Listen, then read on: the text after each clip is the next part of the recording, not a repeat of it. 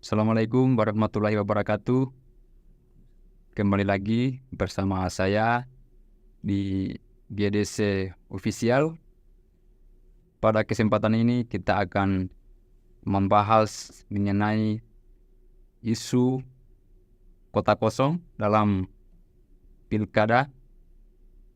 Kebetulan pada malam hari ini kita telah kedatangan tamu dari aktivis sekaligus juga salah satu pengamat politik muda dari Sulawesi Tenggara, khususnya di Muna Barat. Jadi kalau menurutnya saudara melihat fenomena kota kosong ini dalam kacamata saudara kira-kira seperti apa ini? Tapi ini khusus Muna Barat karena berpotensi sekali untuk Muna Barat itu terjadi kota kosong ya. Walaupun ada beberapa daerah, tapi kita lebih fokus ke Muna Barat. Kira-kira menurutnya Bung seperti apa melihat fenomena ini? Mungkin pertama saya ucapkan terima kasih kepada kemarin GDC Ya. GDC telah mengundang saya untuk membicarakan terkait dengan topik yang menjadi fenomena di salah satu dalam fenomena demokrasi kita. Ya. Mungkin terlebih dahulu saya memperkenalkan diri Ya. kawan-kawan podcast. Saya sendiri adalah salah satu putra Muna Barat dari Sulawesi Tenggara yang alhamdulillah hari ini melanjutkan studi di Universitas Nasional Jakarta Selatan. Jadi terkait dengan topik yang kita akan kupas pada malam hari ini, kota kosong ya. Awal mula kota kosong ini sebetulnya bukan fenomena Baru ya? baru. Ya. Itu bukan fenomena baru. Itu fenomena yang sudah lama. Berangkat dari sebuah keputusan MK kemudian cantumkan dalam draft PKPU dalam mengatur bagaimana mekanisme Ya. terkait dengan kota kosong. Jadi kalau data di 2020 dari sekian ratus pemilihan kepala daerah se-Indonesia ada 17 ya? ya, ada 17 daerah itu dalam proses perhelatan pilkada itu melawan kota kosong. Ya, peti kosong. Seperti yang terjadi di Provinsi Sulawesi Selatan, itu pernah ada fenomena di sana. Salah seorang kandidat bupati itu melawan kota kosong, dan yang memenangkan pertarungan itu adalah kota kosong.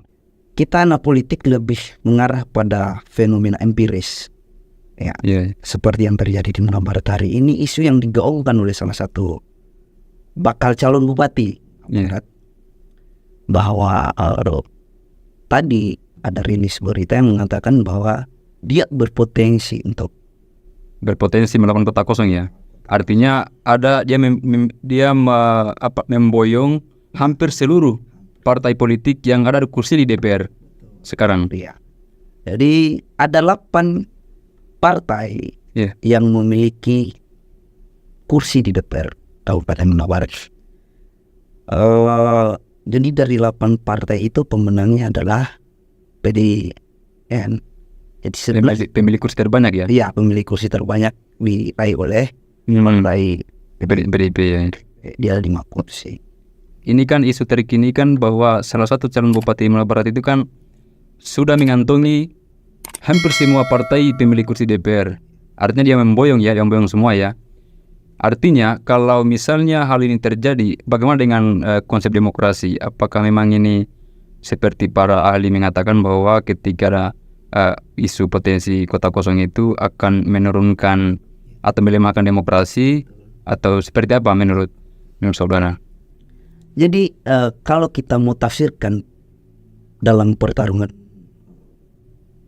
pemilihan kepala daerah di daerah manapun yang ada di Indonesia, sebetulnya memang value dalam demokrasi ini kan harus ada sebuah konteks yang menarik dalam artian bahwa para partai politik ini yang berbasis ideologi seharusnya mampu melahirkan kader-kader potensial di daerah sebagai bentuk pertanggungjawaban ideologi itu sendiri dalam kader. Nah, ini yang harus dilihat. Kenapa di Muna Barat itu terjadi? Ini kan pertanyaan besar bagi kita. Melihat fenomena ini bahwa pilkada di Muna Barat itu potensi melawan kota kosong. Nah, pertanyaannya, kenapa peti kosong? Apakah di Muna Barat itu kekurangan kader, ataukah partai politik tidak mampu menjadi pabrik untuk melahirkan sebuah figur yang punya value? Ini menjadi sebuah pertanyaan untuk dicalonkan, untuk diangkat ya. Kan fungsinya partai mungkin di situ. Fungsinya partai politik dan melahirkan membentuk kader. Kemarin ada salah satu media di Sulawesi Tenggara yang menyampaikan bahwa komentarnya calon bupati ya, komentarnya Pak Darwin ya. Kenapa kemudian sehingga dia memboyong beberapa partai, bahkan hampir secara keseluruhan pemilik kursi DPR. Salah satu pandangannya itu adalah dia ingin menciptakan pemilu yang damai, yang kondusif, dan menghindari konflik sosial yang ada di masyarakat. Kira-kira menurut saudara itu seperti apa? Untuk menciptakan pemilu yang pilkada yang damai, yang kondusif? Terkait dengan asumsi mungkin ya, itu hanya sekedar asumsi dari seorang calon bupati. Asumsi ya? Asumsi. Karena melihat potensi bahwa Muna Barat ke depan itu akan peti kosong. Tapi secara teoritis, Machiavelli itu sudah menyampaikan dalam bukunya Il Principe bahwa politik itu adalah konflik kepentingan. Sesuatu yang mutlak dalam politik adalah sebuah kepentingan. Di Muna Barat kita lihat peta elektoralnya, ya kan? Ada 3 wilayah besar. Tiworo Raya, Usambi Raya, dan Lawa Raya. Dari perjalanan politik hari ini kita pahami kira-kira yang mana yang punya potensi sehingga kepentingan elektoral itu tidak bisa diakomodir oleh calon tunggal hari ini. Ada sisi yang perlu kita lihat untuk melawan daripada logika itu. Kita menghindari abuse of power ke depan. Ya kan? Kebijakan yang kesewenang-wenangan. Karena kenapa? Semua partai yang punya parlemen, yang memiliki kursi di legislatif, itu borong. Dan setiap kebijakan nanti akan satu kali ini ya. Kemungkinan satu pintu ya. Iya. Karena jelas bahwa mereka adalah partai pengusung, dan secara kelembagaan eksekutif dan yudikatif harus check and balance dalam melahirkan sebuah kebijakan. Ketika eksekutif secara normatif mungkin sudah tidak sesuai dengan jalan-jalan konstitusi, maka legislatif sebagai perwakilan rakyat di lembaga formal pemerintahan harus bersuara. Tapi ketika hal ini terjadi dalam artian peti kosong, tidak bisa kita pungkiri, dan secara teoritis itu bisa terjadi. Ini dalam pandangan akademis. Calon tunggal itu akan memaparkan visi misi bagaimana ketika khutbah di hari Jumat. Jelas. Jadi kita tidak menemukan pertengkaran pikiran di situ. Artinya visi misinya nanti itu ketika dia sampaikan di publik itu tidak ada yang menjadi penyangga. Iya. Seharusnya kan kalau misalnya ada rival itu kan ada keseimbangan di situ. saling tukar pikiran tentang gagasan visi misi ke depan mengenai Nusa Barat ya. Jika kita melihat kandidat hari ini ya, yang kemarin mungkin sempat ada beberapa figur yang yang mencuat di publik. Gaganda, kemudian Matamsar, kemudian Pak Dr. Bahari, sebelumnya pernah menjadi PJ dan digantikan oleh Bapak PJ sekarang. Pak betul. Terus ya Pak Bang Fajar Hasan. Demokrasi ini kan sebenarnya ruangnya kompetisi, ruang kompetitor.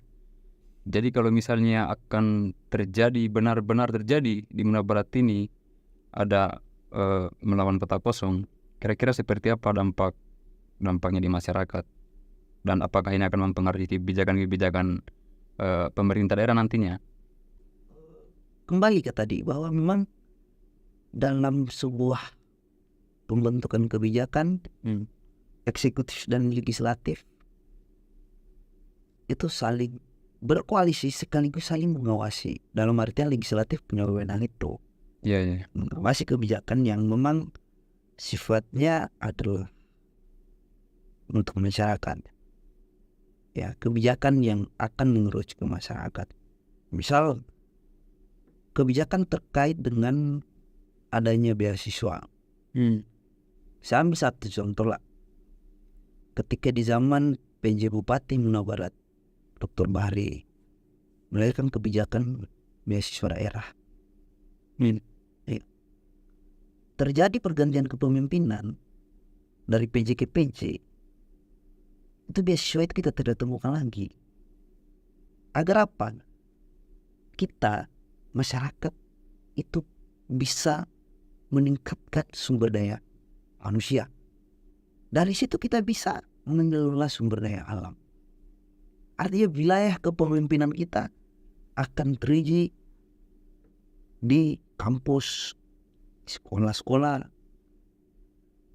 Kebijakan-kebijakan seperti itu. Dan kalau semisal komisi itu sudah terbangun antara pemerintah dengan pemerintah dalam hal ini eksekutif dan legislatif, rakyat memilih kepada siapa lagi? Apalagi jikalau semisal kepemimpinan dalam tanda kutip Nusa Barat ke depannya tidak sesuai dengan apa yang kita harapkan, kepada siapa kita harus berteriak? Otomatis parlemen jalan dan para aktivis-aktivis harus menyuarakan itu. Inilah dampak daripada kota kosong, saya pikir. Ya, abuse of power sangat berkemungkinan terjadi. Kesewenang-wenangan ya. Sangat dalam teoritis ya. Tapi nantinya apakah di DPR nantinya tidak ada suara-suara penyeimbang untuk mengkritisi misalnya mengenai kebijakan-kebijakan pemerintah daerah? Artinya dengan sekarang kan sudah terkoalisi semua ini, berarti akan berpotensi ya, akan tidak ada nanti penyeimbang di DPR untuk menyuarakan ini aspirasi masyarakat misalnya. Kita mengharapkan bahwa orang-orang yang tercover di parlemen hari ini harus mampu menjalankan tupoksi mereka sebagai lembaga legislatif dalam mengawal ataupun mengawasi kinerja eksekutif ke depannya. Ya, terlepas dari koalisi yang terbangun hari ini, isu yang terbangun adalah kota kosong. Fenomena kota kosong ini seharusnya memang seperti yang sampaikan tadi tidak boleh terjadi ya, apalagi di Nusa Barat yang baru beberapa tahun mekar, karena itu akan menimbulkan tidak ada pilihan lain ya. Dan itu ketika misalnya terpilih nanti sebagai pemimpin, maka kebijakan apa yang menjadi kebijakan itu akan mulus begitu saja tanpa adanya penyeimbang. Dan itu saya pikir kualitas demokrasi ya gak menurun kalau misalnya memang terjadi kota kosong. Jadi kalau misalnya menurut saudara, apa yang bisa disimpulkan ini mengenai fenomena kota kosong untuk Muna Barat? Ya. Terkait kota kosong, ini adalah sekedar asumsi karena proses pendaftaran itu baru dibuka tanggal 29. Ya. Politik itu penuh kejutan. Asumsi ya. Serius. Karena ini sesuatu yang belum terjadi. Iya. Baru mengagung-agungkan. Sekali lagi saya katakan bahwa politik itu adalah kejutan. Kita tidak mengetahui bagaimana prospek politik depan. Saya yakin bahwa di Muna Barat kita tidak kekurangan kader. Ya. Tapi jikalau kota kosong itu terjadi, maka kita akan kehilangan satu nilai yang kita anggap bahwa dalam demokrasi nilai itu penting. Apa kemajemukan dalam penyaluran berpikir, kebebasan dalam proses demokrasi tidak pudar. Ya, karena jika kota kosong itu terjadi, secara teoritis dan kita melihat fakta, kesenangan itu bisa terjadi. Bisa terjadi. Kesenangan. Bisa. Karena itu yang tadi. Semoga saja kita mengharapkan bahwa di parlemen keterwakilan kita sebagai rakyat itu ada di sana. Sehingga check and balance itu bisa terjadi di antara dua lembaga ini. Ya, terima kasih Saudara Bung Didin telah hadir di pada kesempatan ini di GDC Official. Saya ucapkan terima kasih telah hadir. Kemungkinan kita akan lebih berbincang lagi karena ini kan belum pendaftaran KPU dan saya yakin isu mengenai kota kosong apalagi untuk khususnya Muna Barat ini akan semakin berkembang. Kemungkinan kita akan kembali bertemu di pertemuan-pertemuan berikutnya. Ya, terima kasih.